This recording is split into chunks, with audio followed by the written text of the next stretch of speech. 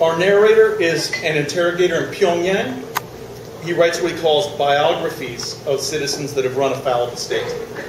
He then robs these citizens of their last possessions before they go to the prison camps. This is how he came into possession of a can of peaches from a factory that was closed because of botulism. His parents claim they're blind, but our interrogator is not so sure. He's about to defect, so taking care of them is his last concern. I was almost never home in the middle of the day. When I reached my housing block on Sanuju Street, I climbed the 22 flights of stairs to our floor. There, I removed my shoes in the hall and silently opened the door. Inside, the loudspeaker was blaring, and my parents were at a table with some of my files open and spread before them. They were whispering to one another as they ran their fingers across the pages, feeling the labels and paper clips. I knew better than to leave important files at home anymore. These were just requisition forms. I slammed the door shut behind me. The two of them froze. "Who is it?" my father asked. "Who's there?" "Are you a thief?" my mother asked. "I assure you we have nothing to steal." They were both looking right at me, though they seemed not to see me. Across the table, their hands sought one another and joined. "Go away," my father said. "Leave us alone, or we'll tell our son." My mother felt around the table until she located a spoon. She grabbed its handle and held it like a knife. "You don't want our son to find out about this," she said. "He's a torturer." Father, I said, "No need to worry, it's me, your son." "But it's the middle of the day," my father said. "Is everything okay?" "Everything's fine," I told him. I went to the table and closed the files. "You're barefoot," my mother said. "I am." "But I don't understand," my father said. "I'm going to have a long night," I told him, "and some long tomorrows to follow. And I won't be here to cook your dinner or to help you down the hall to the bathroom." "Don't worry about us," my mother said. "We can manage. If you have to go, go." "I do have to go," I said. I walked to the kitchen. From a drawer, I removed a can opener. I paused there at the window. Spending my days underground, I wasn't used to this brightness. "I think you're afraid of me," I said to them, "because I'm a mystery to you, because you don't really know me." I thought they'd protest, but they were silent. I hefted the can of peaches, and at the table, I took the spoon from my mother's hand. "Well, you won't ever have to worry again," I told them, "because today, you're going to meet the real me." I sunk the opener into the can and began to cut a slow circle. My father sniffed the air. "Peaches?" he asked. "That's right," I said, "and their own sweet liquor." "From the night market?" my mother asked. "Actually," I said, "I acquired them from a friend." My father inhaled deeply. "I can practically see them," he said. "It's been so long since I've tasted a peach," my mother said. "We used to get a coupon for a can every month in our ration book." "Oh," my father said, "that was years ago."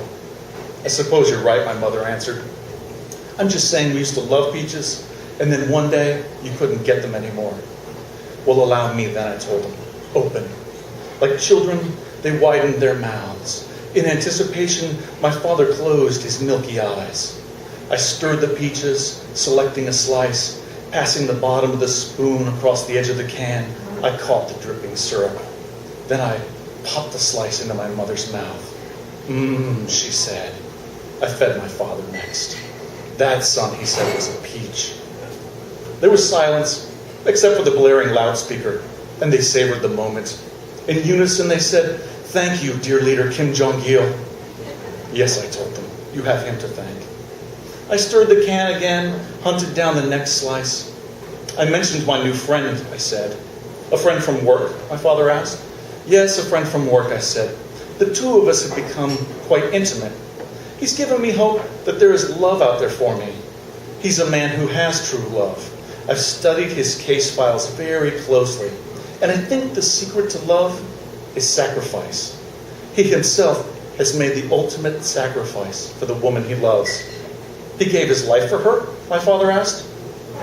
"Actually, he took her life," I told him, and then popped a peach in his mouth. There was a quake in my mother's voice. "We're happy for you," she said. "As the dear leader says, love makes the world go round. So don't hesitate. Don't worry about us. We can take care of ourselves." I spooned a slice into her mouth. I caught her by surprise, and she coughed. Perhaps from time to time, I said, you've seen me writing in my journal. It's actually not a journal. It's a personal biography. As you know, that's what I do for a living, write people's biographies, which we keep in what you might call a private library. A guy I work with, I'll call him Sarge, says the problem with my biographies is that no one ever reads them. This brings me to my new friend, who told me that the only people in the world who would want to read his biography were gone. I dished out new slices with ample syrup. People, my father said, meaning the lady that your friend loves? Yes, I said. The lady that your friend killed? My mother said. And her kids, I said. There's a tragic aspect to the story, there's no denying it. The peaches were half gone. I stirred them in their can. Save some for yourself, my father said. Yes, that's enough, my mother said. I haven't tasted sweet in so long, my stomach cannot handle it. I shook my head no. This is a rare can of peaches, I said. I was going to keep them for myself, but taking the easy way, that's not the answer to life's problems. My mother's lips started to quiver. She covered it with her hand. But back to my problem, I said. My biography and the difficult time I've had writing it. This biographer's block I've been suffering from. I see it so clearly now. It came from the fact that deep down, I knew no one wanted to hear my story. Then my friend got a tattoo of his dead wife, yet he claimed the tattoo wasn't public, but personal.